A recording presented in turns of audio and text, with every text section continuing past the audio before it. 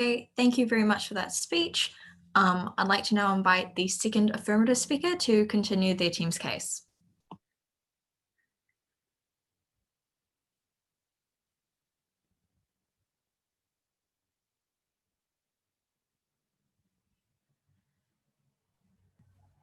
Can everyone hear me?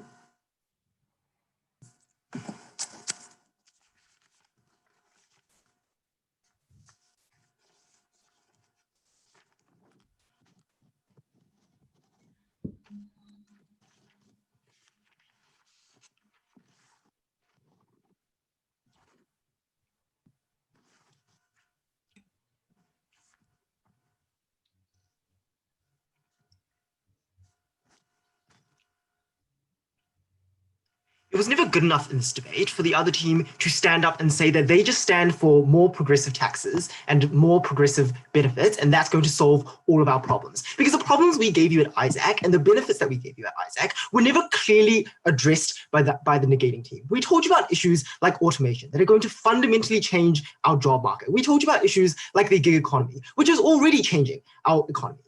These are the things that they haven't engaged with, and that's why we've won this debate so far. I'm going to talk about three things. Firstly, how do we confront the problems that exist within our job markets? Secondly, what is the effect of individuals and the economy? And thirdly, I'm going to give you my split point about work conditions and employer-employee relationships. So firstly then, how do we confront this problem that exists within the job market? Because the first claim that the negating team made was like, oh, we don't have hard AI, this problem doesn't exist.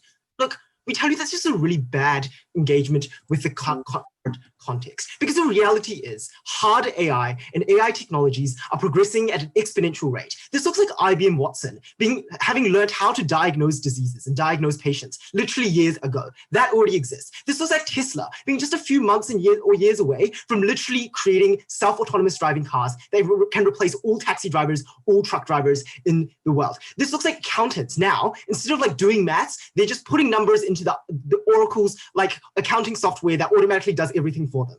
It looks like McDonald's cashiers not existing anymore because it's just a screen that customers engage with. Those are literally all the reasons as to why AI and machine learning technology is replacing people within our job market from the top, the middle, and the bottom. That's what they need to engage with because they haven't actually talked about this problem that we've set out in this debate.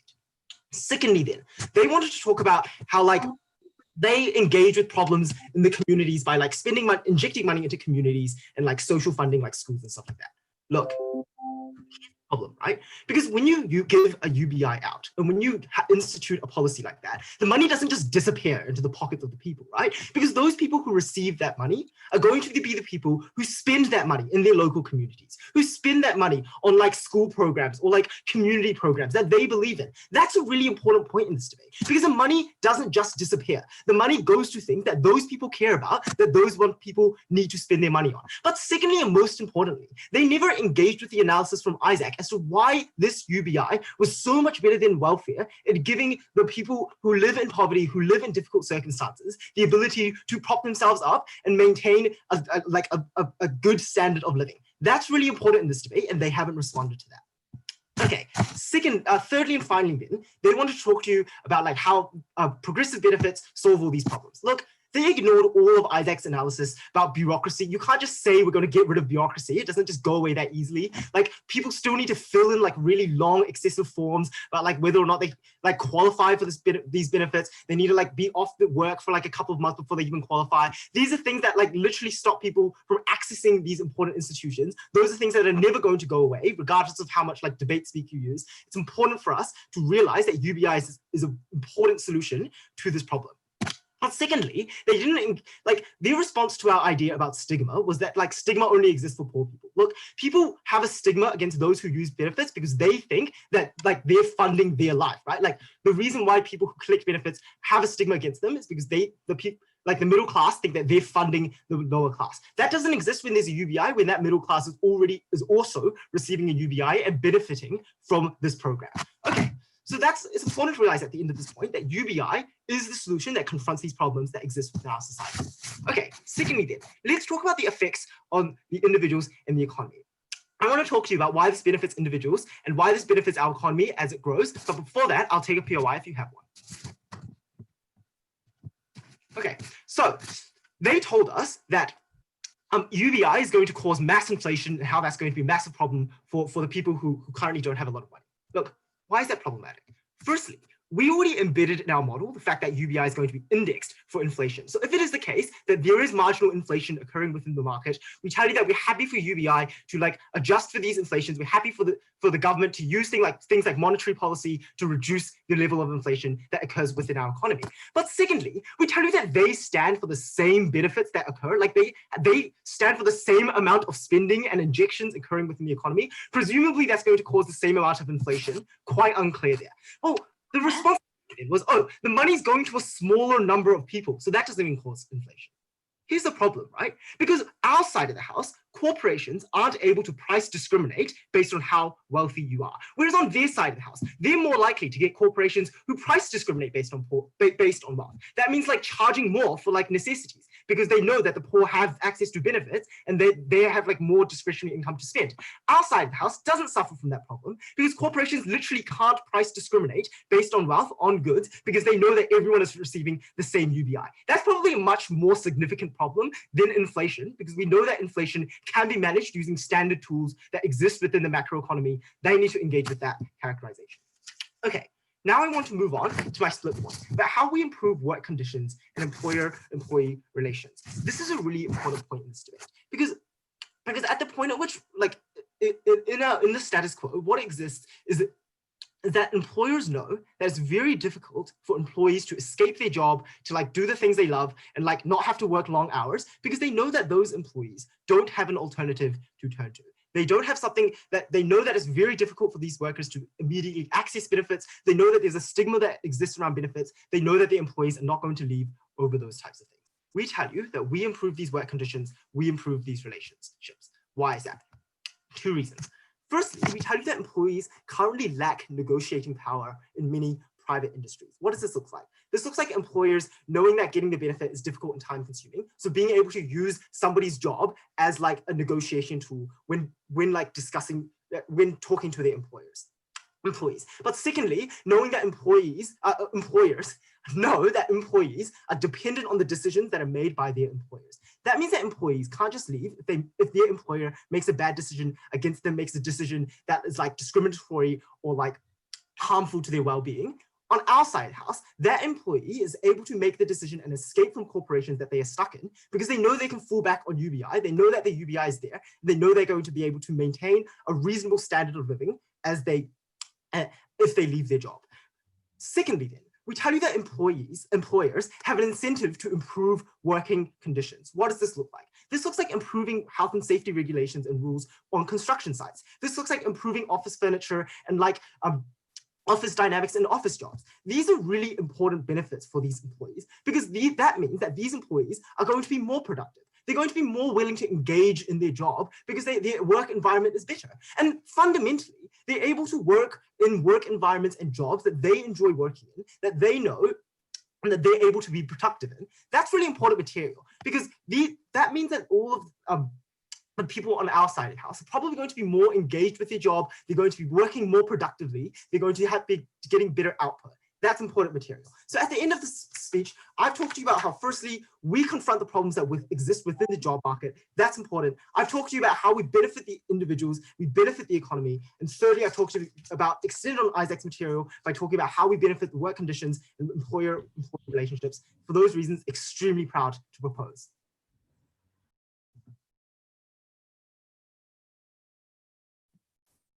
Thank you very much for that speech. I'd like to now invite the second negative speaker to continue their team's case.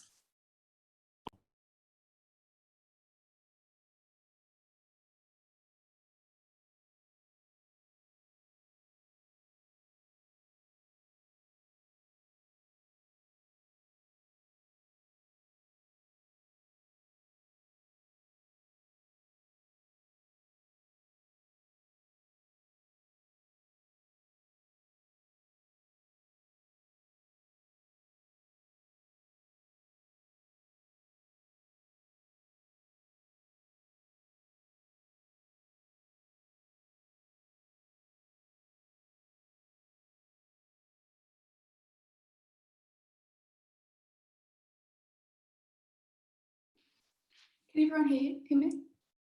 Cool.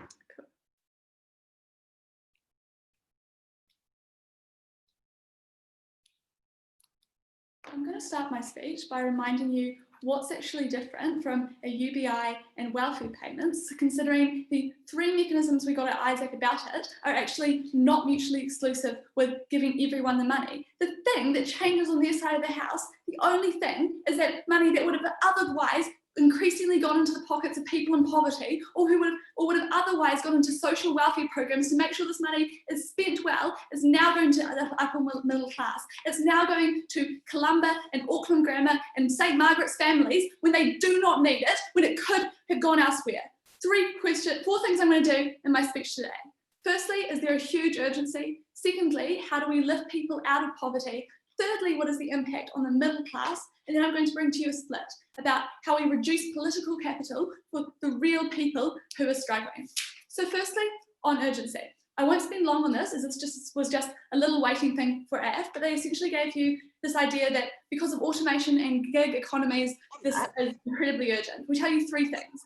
Firstly, that we just reject the premise entirely. No, they'll never be able to prove before, despite all of the questionable statistics, that there is going to be this increased urgency for automation. We tell you that we simply do not have technology for so much of the stuff they were talking about. We tell you that McDonald's is still one of the world's largest employers. We just reject probably 90% of their claim. Secondly, we tell you that when these people do eventually lose their jobs, remember that we can help them, because we do have the unemployment benefit, we do have money for them. Don't know what they were going on about here. Third thing to say is that the way to target things like people losing jobs because of automation is government training, is the government having money to put into programs for people to learn technology, for people to learn how to create those things and to have jobs despite our changing economy. That's how we win. That's how, even in their framework, we're able to achieve benefits for these people. No, thank you. Secondly then, how do we lift people out of poverty? The idea that these people's needs will all be met, we have four responses to this.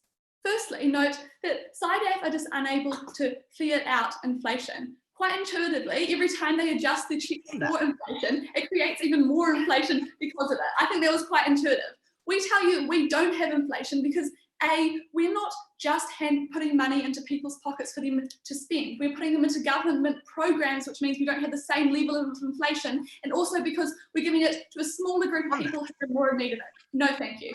That matters in this debate because it means these people in poverty simply don't have this increased bargaining power. Secondly, we tell you that we can also support having a significant benefit and not having these bureaucratic hoops. We never heard why either of those things were exclusive to UBIs, and we have the money to put into this to make sure we improve our system, to make sure it's significantly better on our side of the house. Thirdly, we tell you that the stigma that often surrounds payments is about living in poverty. It's been in the situation to need it. I'm going to go more into that in my split, however, about how people in the upper middle class are now even more resentful. No, thank you. Fourthly, we tell you that people who have grown up disenfranchised and never having money often don't know how to spend it without fully funded social programs in which to help them lift them out of poverty, show them how to spend their money, and to overcome intergenerational poverty. It's not as easy as getting rid of all other social programs and thinking they know what to do with money. What do we tell you? We tell you that we help people in poverty more. Firstly, because quite intuitively, we can give the people who actually need money more money. When we're not spreading it out, no thank you, we can give these people more money. And secondly, we have social programs. We have programs to get them into education when money isn't the only thing in their way. We have programs to show them how to work in the tech industry, or all of that material that Penelope brought you. Before I get on to my third clash, I'll take a POI. Automation is going to be replacing jobs from the top, middle, and bottom, such as doctors, accountants, and manufacturing workers. Is your solution to wait for that doctor to become lower class before helping them?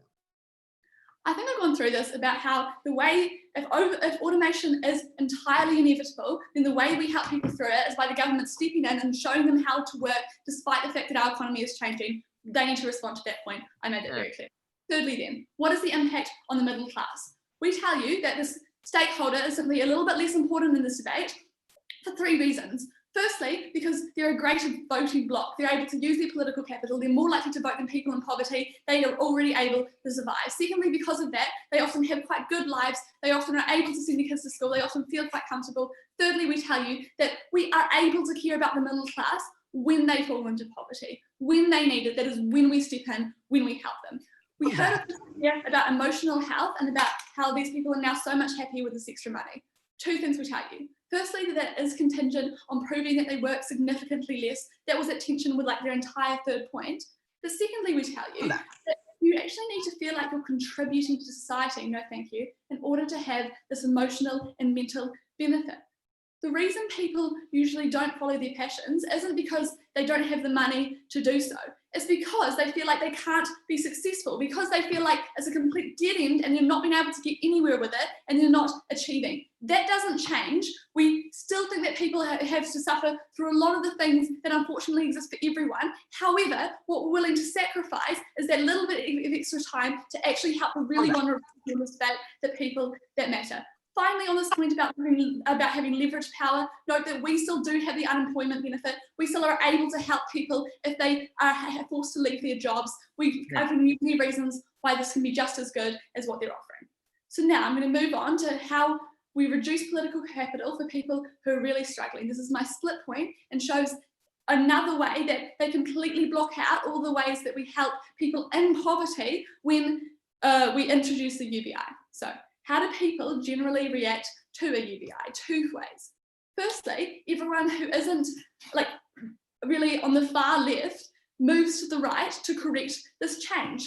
Even among Democrats, Andrew Yang crashed and burned, and people are very wary of a UBI, more so than social welfare, for two reasons. Firstly, because these are people who have gone to work every day. They now see others who never go to work getting thousands of dollars a month. This creates a terrible rage in people, even those who would have been centre left. Secondly, we tell you a UBI sounds incredibly drastic. It sounds incredibly socialist. That's very scary for a lot of people. Second mechanism is that the people who wouldn't have otherwise needed a benefit now resent government handouts more. That's because when we're talking about the upper middle class, who note is a very powerful voting bloc, they're only going to be spending their UBI on things like dinners out, or they'll probably just throw it in the bank. They've never had to think about paying for groceries or rent, so for them, extra money always just means frivolous expenses. The comparative is that they don't really engage with what people in poverty are receiving on the benefit, but now they do. They think it's silly, they think that it's really quite unnecessary, and that makes them resentful. What does that mean? It means that the middle and the upper class, who vote at a far greater rate than anyone else, than anybody in poverty, now no longer support the social welfare that actually matters. That's when things like their disability benefits suddenly become very precarious and very much a put on the line, because now they don't want to support that because they think social welfare is something that just isn't needed as much, or is just a bit more silly.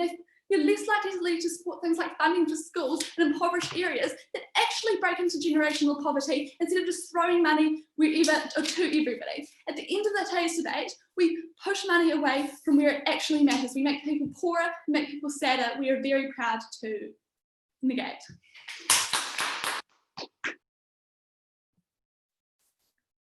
Thank you very much for that speech.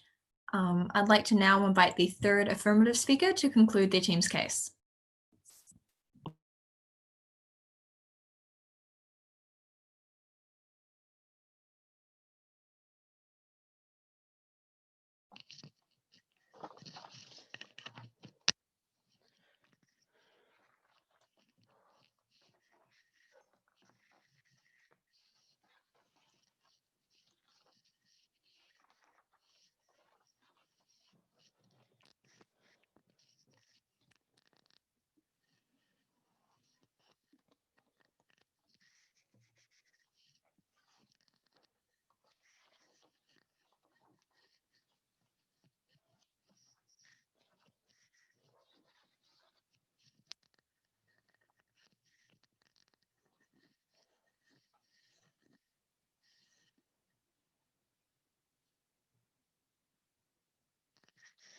Let's just pause for a second here and consider the fact that the negating team wants to make this debate only about poor people who need this money, when the simple reality of our current situation is that people across the socioeconomic divides and across multiple classes are going to be losing their jobs. We don't think it's enough for the negating team to only stand for, as they told us in a POI, giving money to these people at the point at which they reach a situation that becomes unlivable and becomes disastrous. We're the side of the house that supports their mental health being stable in those moments and improving the quality of life for every individual, because we think they all deserve it in this current situation.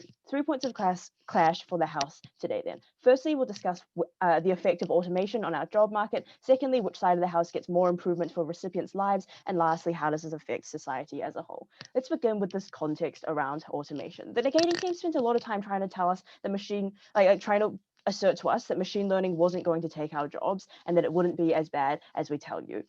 They misheard Isaac when he said that a third of jobs will be lost by 2050, which is only 30 years away and is likely to affect most people that are working now. We tell you if you just look at automation, we think that it's something that whose speed increases statistically. We think that the nature of automation means that it's very, very difficult to predict exactly how much advancement there's going to be because of the nature of the fact that they rely on scientific advancements and scientific breakthroughs. But if we simply look at how fast these advancements have been in the past, which is our best model for predicting how fast they'll be in the future, you'll see exactly how much change we've had in the past 30 years, which is a distance to 2050. 1990 was a hugely different time to 2020 in terms of the internet, and in terms of all these things have changed our lives drastically. We also gave you examples that told you that this was likely to happen. So for example, the AI has already managed to win multiple games around chess, Go, and Hanabi, which means that their machine learning is going to far outperform us in intellectual abilities. We also told you that there's things like doctors that are likely to be replaced by robots or automation. This looks like surgeries that are already being performed by robots and cameras that go inside people's bodies to perform those surgeries, instead of a doctor needing to stand there with a scalpel to remove something from inside someone's body. So we think that what we recognize is that those jobs of surgeons, which are highly, highly paid, are also going to be lost. This means that when you have social programs and benefits that only exist for the poor, you wait for these surgeons to suffer huge mental health repercussions before you ever decide to step in, because those social programs and those benefits necessarily have to have some sort of measure that means you exclude some people. We tell you also that they might want to retrain a huge number of people, but the simple nature of machine learning means that you don't need that many people to run those programs, because those machines are able to improve upon themselves. You're never going to get the number of new jobs necessary that Neg wants to think that you'll get, because you can't simply retrain every person to work in the tech sector. There are some people whose skills aren't suited to that sector either, and so it's never plausible that you'll be able to replace all of those jobs. Lastly, then, under this point, we tell you that when automation does come, and it means that 50% of your population becomes unemployed or is in very unstable employment, like, for example, the gig economy that Isaac gave you extensive analysis about, we tell you then that job seeker and support systems aren't good enough, because you create a huge burden on that system and a huge bureaucratic burden. And additionally, you create a huge division between people who do and don't take that benefit. Now let's take this context and apply it to how we get improvement in recipients' lives. Because the next stand here was just to say that they want to give the money directly to the poor and invest in social programs, and it also causes inflation. Let's firstly deal with the idea of inflation. We don't think Negs seems to understand how basic, simple monetarist economics works. Because the fact is that when you put money into the economy, that causes an increase in aggregate demand. As soon as that money gets spent, it doesn't matter how few people are spending it if they spend the same amount of money, because that pushes aggregate demand up. It causes demand pull inflation, and any inflation they try to claim also occurs. But additionally, when we think that that the UBI will be tied to an index system of inflation, we think that means that it adjusts, and you'll get to a point where the inflation rate is relatively stable, where the price level is relatively stable, and you don't continue to do that. Additionally, Kunle gave you a point around price discrimination that we don't think we heard any response to. Secondly, then, on the idea of benefits, we've told you again that benefits are bad, and we think it's completely false and ridiculous to say that those benefits aren't that different to what we're supporting, except they're only giving it to the poor people, because we think that benefits necessarily need a bureaucratic system. That bureaucracy is hard to overcome. And why is that? Because when you have a benefit system, you necessarily have people who don't receive that benefit. And if they want to claim that those are the people who have the most political capital, that means that those are the people who are going to put the most pressure on the government to ensure that that money isn't going to people who don't deserve it, because they're not getting it. We think that the difference we think that this then means that the stigma does still exist, because the stigma exists at the point at which the at which the benefit is non-universal. Because humans might be empathetic towards other people's pain. So if you're suffering in poverty, someone might be empathetic towards you, but that empathy doesn't extend. But humans are naturally still like selfish and self-motivated. So at the point at which they know that their money is only going to benefit someone else and not them, that's the point at which the stigma starts to exist, because they don't want someone else to be taking that money. What this means then is that the bureaucracy has to exist to deal with the kind of backlash that you get. You can't simply allow people into that system however you want, because you're going to face backlash. Thirdly, under this point, then we tell you that we get mental health improvements for everyone. We don't think that we should limit this only to poor people and their mental health, because we think that mental health strains exist for people across socioeconomic classes. What this means is that when your income is not necessarily tied to your work, it means that you can get a job that you enjoy. It means that you can do things that you enjoy. We tell you that for poor people, this means that your income is not tied to you having a job. As Isaac told you, the benefit system currently works on the fact that if you get a job, your benefit necessarily starts to decrease or instantly is cut. This means that you're not incentivized to go get a job and slowly start building your life back up. We think that when you have a UBI, this means you can slowly start getting one additional job while still trying to get your family out of poverty. And as you start climbing back up that ladder, you can get those improvements. Additionally, then we tell you that not only the poor benefit, we tell you that the middle class who isn't in poverty can still be suffering because they're stuck and locked in jobs that they hate, because they're still suffering from the financial stress of potential job losses, like we've seen with COVID, like we've seen with recessions and the huge number of layoffs that are happening to people in the middle class. We think that this creates bad mental health, and Isaac gave you analysis around these people that Neg doesn't seem to care about, but we think they have a stake in this debate. This looks like they get better mental health, they have better work environments, as Kunli told you, it's split. They have more time to spend with their family and their relationships improve, and we think that's important for people's life fulfillment. And then lastly, we tell you that their job satisfaction increases. Neg told us that these people who didn't work in their passions isn't because they were lacking time. We tell you it is because that time is needed. You need time off of your job to become successful. You need financial stability while you go to pursue those passions. We stand for those people being able to do what they like. Lastly, on society, Neg told us that money is wasted. We tell you that's not true. We tell you when we fund this through increasing the progressive tax system, this means that the money put in by the rich is likely to be more than the money they get out, because it's based on a percentage. So this looks like Jeff Bezos probably paying a lot more than $2,000 of tax into the system every year, because he probably doesn't need that money anyway. So this looks like when we scale it, you get people below the median who benefit from this, and people above that median, people like Jeff Bezos, paying a huge amount more because they don't need that money. And so the $2,000 they receive it will count as being universal, but we don't think is justifiable to say that that money's being wasted on rich people, because they're the ones who probably pay for it. Lastly, then we tell you we didn't hear any response to how individuals get to work in jobs they like. This means the job market is more efficient, they have higher satisfaction, people are happier in general, we get a happier society. That means that people can communicate with each other, people can live lives that they enjoy. And we think that at the end of the day, we're the side of the house that cares for the satisfaction and the well-being and the self-actualization of every person in our societies. We're proud to propose.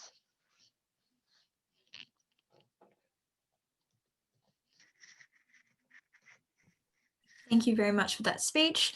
I'd like to invite the third negative speaker up to conclude the substantive portion of the debate.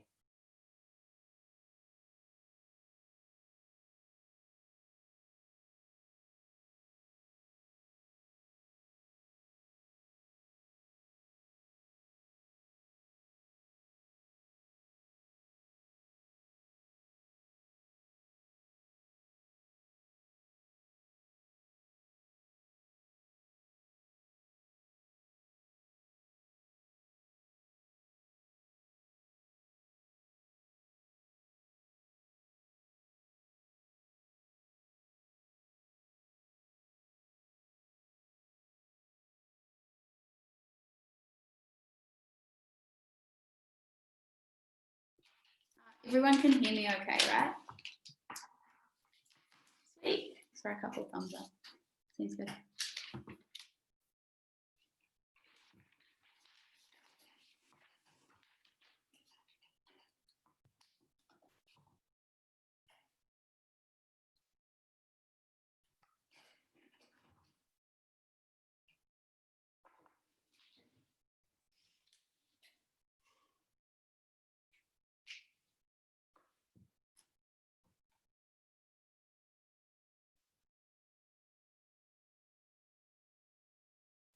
We win this debate by proving that we don't waste money, a finite resource, on people who don't need it, ultimately harming some of the most vulnerable people in today's debate.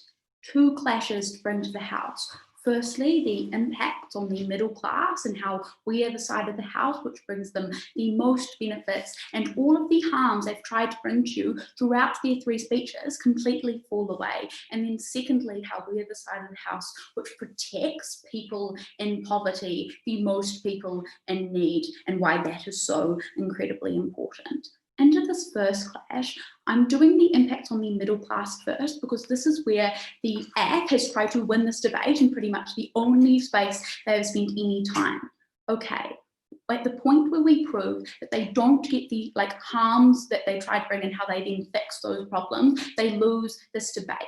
What did they tell you? The pretty much singular mechanism they brought to you was that automation is taking over the workforce and therefore the middle class are going to lose all of their jobs. I found this really interesting throughout their speeches, because legitimately the only analysis we ever heard was just an assertion that it's coming, some kind of dodgy statistics, which I'm pretty sure I read on Breitbart one time about 10 years ago, and then just some random examples of situations where people are maybe having their workplaces taken over. I'm about to give you 4 pieces of analysis with actual reasons that you have to believe in this debate, because you can't just assert something to try and win. First of all, what did we tell you? We told you effectively that tech isn't just about to take over. We told you that machine learning isn't as smart as they tried to bring to you. We told you legitimately in the first speech about hard and soft AI. What does this mean? This means the AI we currently have isn't smart enough to fulfill the complex neurological processes that a human brain is able to do. Okay, a Tesla car can drive someone around. Guess what? They have the legitimate highest crash rates of any particular driver. It has a higher crash rate than people who drink alcohol, than people who drive, who are drug induced. We don't think tech is smart enough to fulfill the roles of other people. We think even at the point where maybe tech is increasing exponentially in its skill, they told us throughout these speeches that they don't know when this is coming. We have no idea. We heard legitimately 20 years ago that tech was about to take over.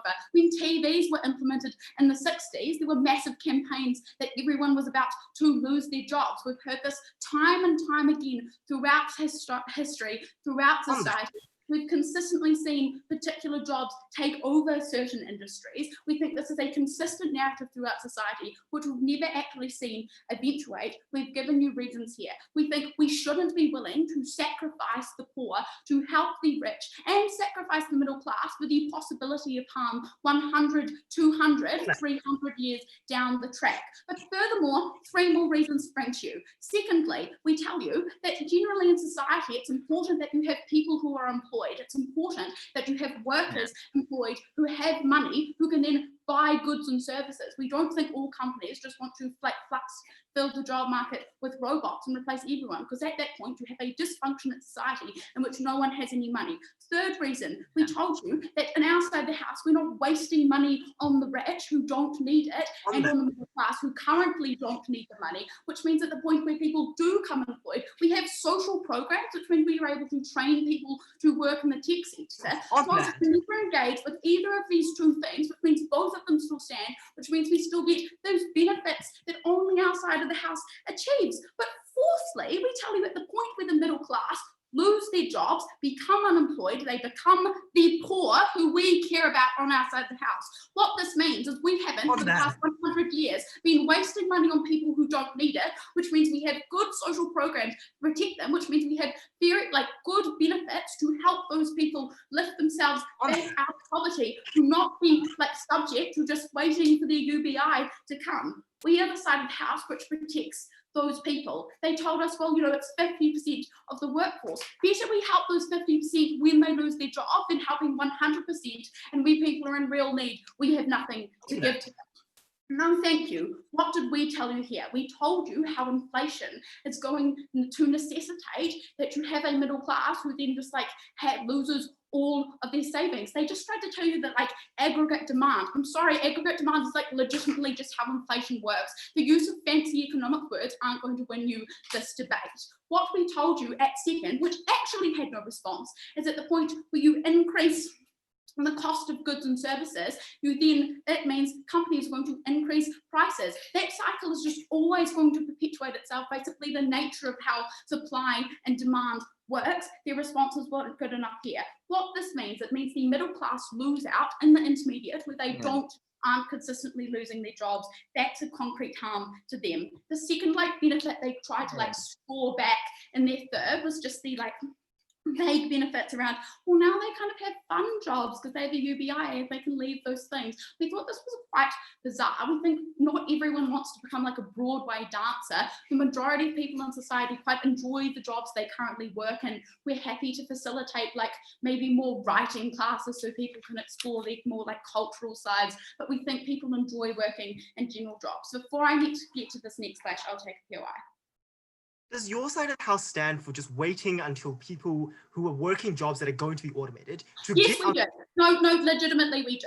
And the reason we stand for this is because we don't want to waste money in the intermediate on people who don't need that money. We would rather save that money, invest it in people who actually need it, and then when those people are in need, we don't have nothing left in the pot to protect them. So then, this brings us to this next flash about people in poverty. Note here, at the point we protect them, we're able to win this debate. This is the most important stakeholder for us. We win this material, we further win. What did they tell us? They just basically told you that all their needs are met on their side of the house. We've told you no, because of the nature of inflation means that people aren't going to be able to afford food. Their only response was price discrimination. I'm sorry, but just at the point where people have more money, products and goods and services prices are also going to increase. We don't think like you have those things on your side of the house, but we told you when we have good benefits that are easy to access, which presumably we can do by just making wins work better. We think there's already processes in place trying to do that. That's a benefit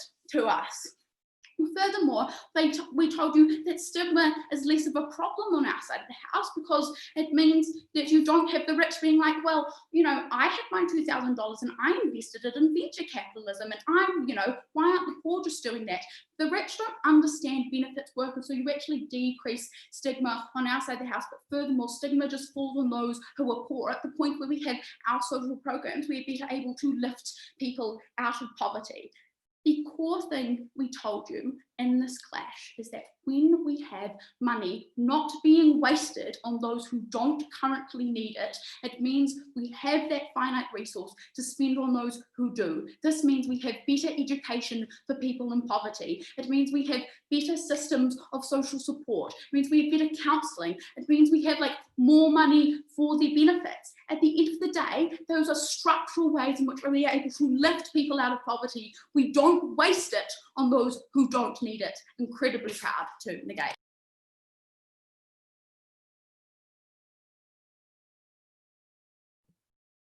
Thank you very much for that speech.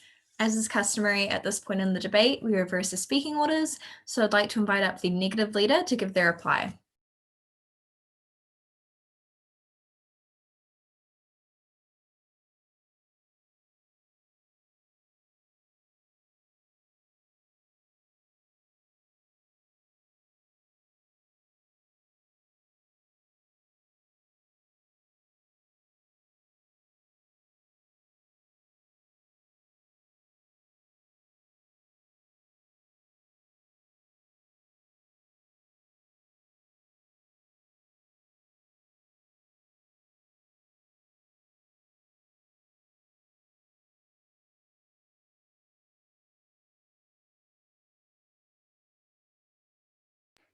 Can everyone hear me? Cool.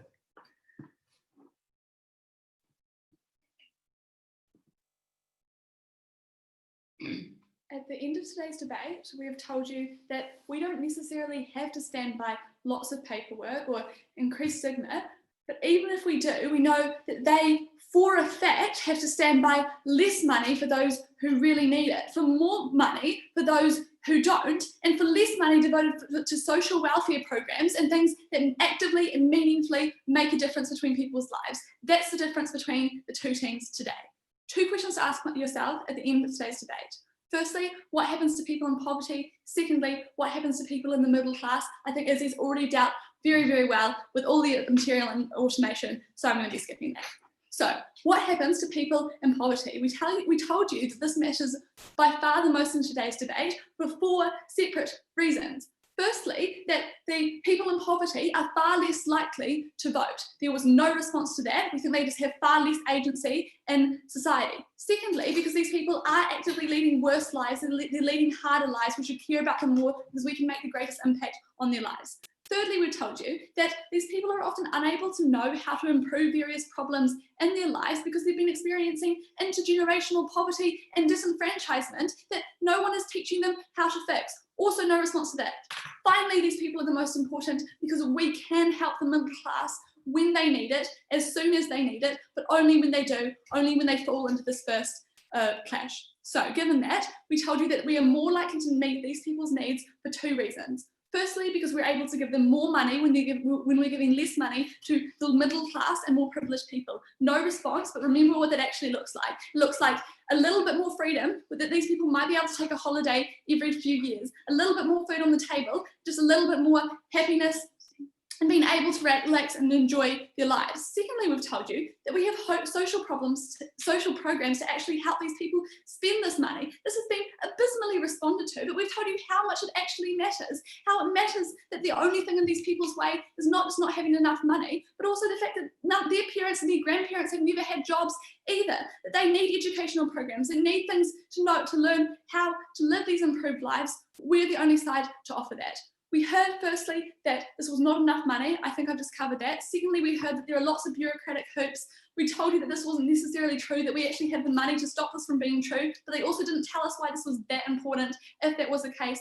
Thirdly, they told us about stigma. We dealt with that in our split point. We told you how political capital gets far worse with the UBI because people are put off by the idea of moving significantly to the left. We think we didn't have enough of a response to that, and what that means is that the things that really matter, like we've been talking about, are funded even less. At the end of this clash, the most vulnerable people by miles and miles in this debate don't get what they really need. They get less money, they get less programs, we win the debate.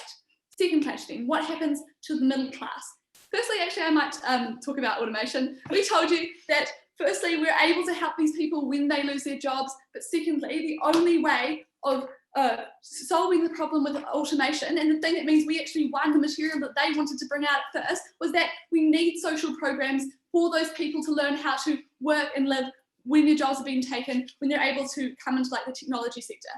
On the idea of emotional health, we told you firstly that this was always going to be far less important than food on the table. If you believe that we have a greater impact on people who are living in poverty, this is always going to fall second to that. Moreover, we told you that the reason people often don't pursue their passions is like more of a societal focus on wanting to feel like you're actually contributing something and being successful. This doesn't necessarily change. Finally, in response to the idea on leverage, we told you that this can always happen. We can get all of these benefits about being able to leverage for better rights when we have these improved employment benefits. At the end of today's debate, the crucial difference between these two teams is that we help people who really need it the most. By far, we are very proud to negate.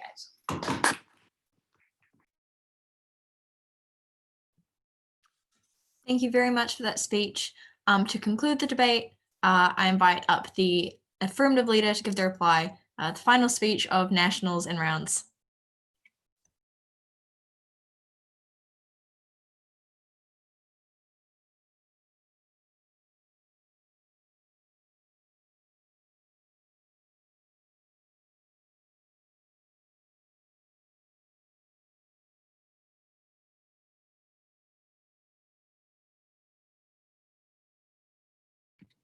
Can you hear me all right?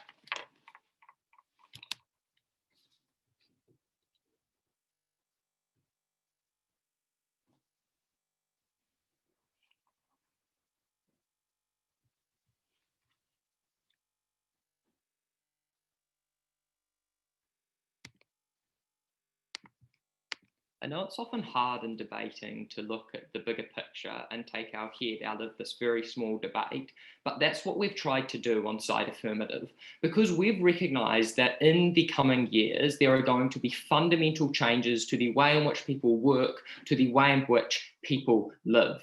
I told you at the start of my first speech, 7 speeches ago, that we are a team that's looking towards the future. We are still that team 7 speeches later, and I'm so, so proud to be a part of it.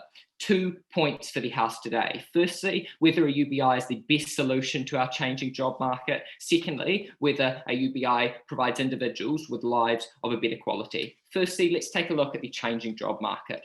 Important to note here, Mr.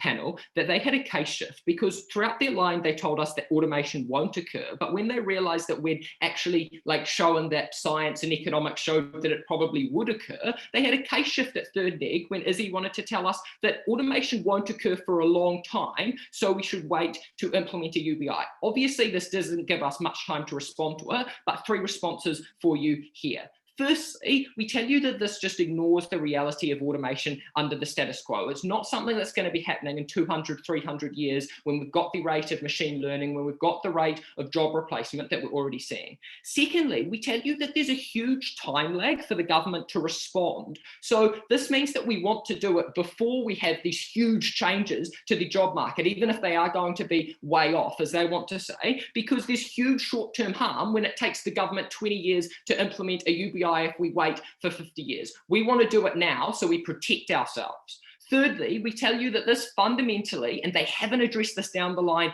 doesn't contend with all of our gig economy material, because this is something they haven't contested and something that still stands in today's debate. Because regardless of what you buy in the automation debate here, panel, you have to accept that we are having fundamental changes to the way people are now contractors and have jobs like Uber drivers. That doesn't offer them income stability. This still stands at the end of this debate. We need the UBI for that.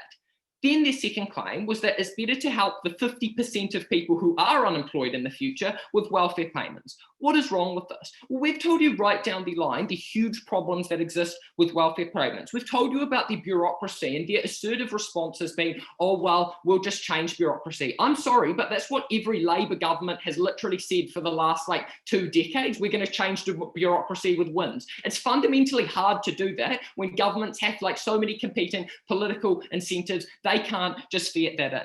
Secondly, we've told you that it creates huge divisions within society when only a small portion of society is receiving, when half of the society's receiving welfare payments when half of the society's not. We don't support that. And secondly, we've told you that this is just not what an unemployment benefit is designed for. It wasn't designed to be given to 50% of the population. We need a new system. Team Future has one in a UBI.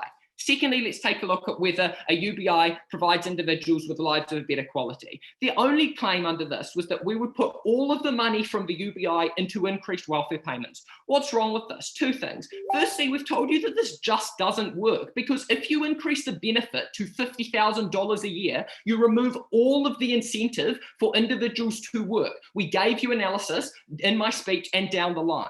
But secondly, we tell you that they get all of the harms, they co-opt all of the harms when you still are putting the same amount of money into the economy regarding inflation, so they don't win any of that material. What did we tell you? We told you that we get immediate benefits to the standard of living of the most vulnerable, but we had a case that's broader than the poor, because we talked about people actually being able to find fulfillment through escaping the capitalist system that's confined them to jobs that make sure they've got to have a stable employment. People are able to be artists, people are able to be poets, people are able to self-actualize. So proud to propose.